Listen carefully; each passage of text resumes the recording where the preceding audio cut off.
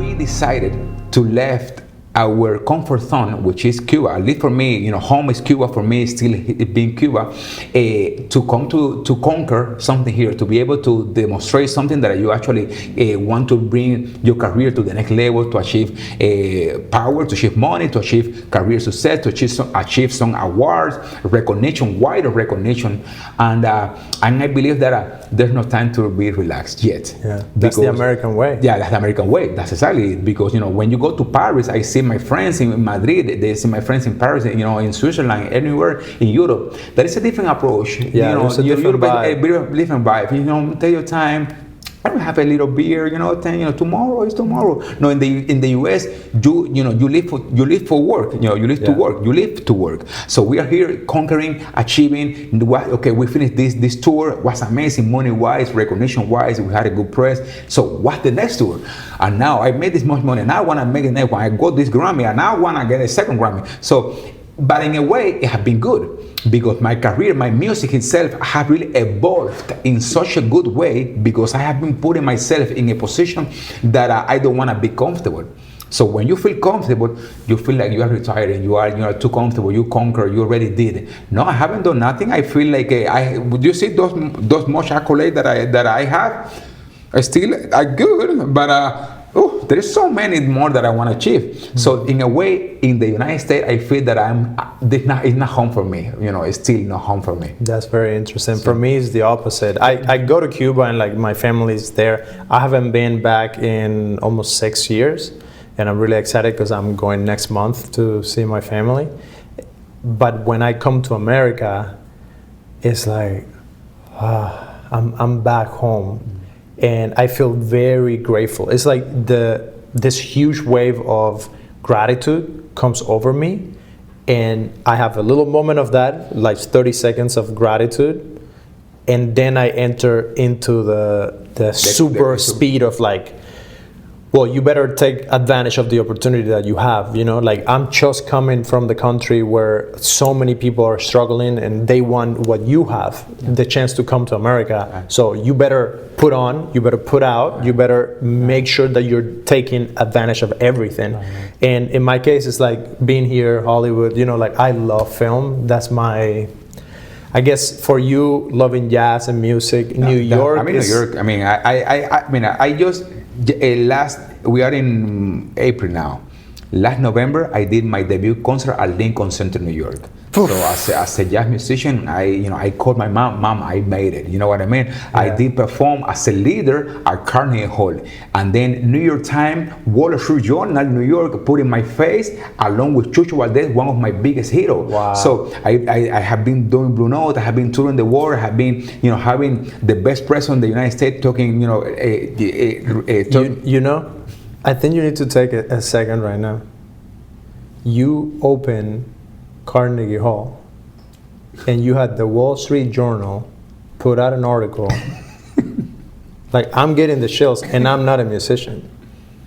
Yeah, I feel thankful. That is, I'm so happy for you. That is remarkable. Yeah,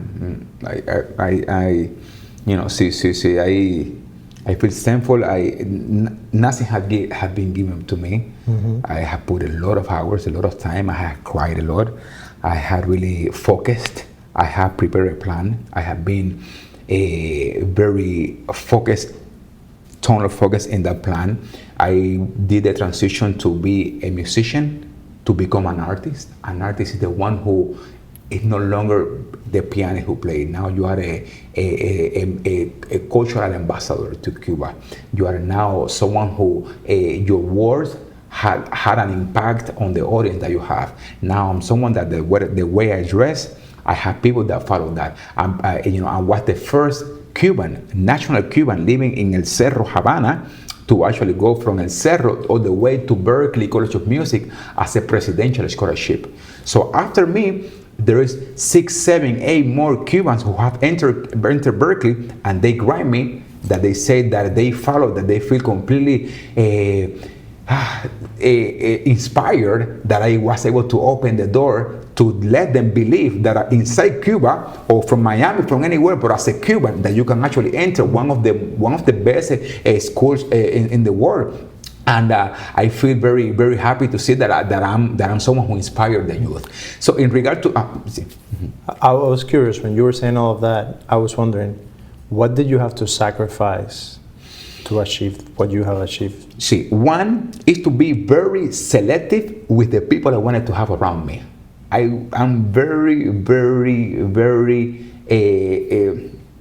clear of what type of people I want around me. What I mean about that is like I believe that I want to be surrounded with people that are on my level of understanding or even better than me, that have conquered the same or more than I. People that I love to read, people that I love to appreciate having the time of putting the extra. Having the time to put in the extra. People who are mentally focused in what they do. And you can see that, you're hanging with a friend, and this friend is saying, okay, well, let's go to bars, let's have beers, let's have this and that. And you don't see that this guy is really 100% focused in what he needs to do, and he's not conquering what I want. So for me, it's not that as inspiring to hang with this person. So, because I will say, we are hearing a mentality that we want to focus and conquer certain things, right? So, I've been able to, we say we can control the family that we have, your parents, but you can actually choose the wife that you want to have, the people that you want to have around you, the friend that you want to have around. That's the one. The other thing is that I have sacrificed is that putting the time to the instrument, to be the best PhD doctor that I can be in my instrument, that I feel that I can actually play classical piano, that I can play anything on my instrument as a vocabulary, that I can speak as fast as I want, as slow, as tender, as romantic, as have different type of expression through my instrument. So in order to do that, you have to put a lot of time to actually control the instrument. And the third element is that I always had that immense desire. That's a personal desire, to immense desire to succeed. Immense desire to succeed. That's not Lord or anything. That means that that's something that goes with the individual, that you say, I want to put the time to be very well spoken English-wise. I came here today and say, I want to actually speak the language well. I want to be able to express myself cultural-wise, social-wise, political-wise, anything about it. I want to express it well and put the time to do it. And the same with my instrument, that I feel that be able to do it. So I would say that in order to sacrifices is to be selective with the people that you want to have around you. Second one is to put the time to actually have control, fully control, expression-wise, to with your instrument, so you can actually speak any subject, politics, cultural. You can actually speak any subject with your instrument. And the third thing is that thing that you have internal you, is that little voice that doesn't let you relax too much. That that you're here with a mindset and it happening.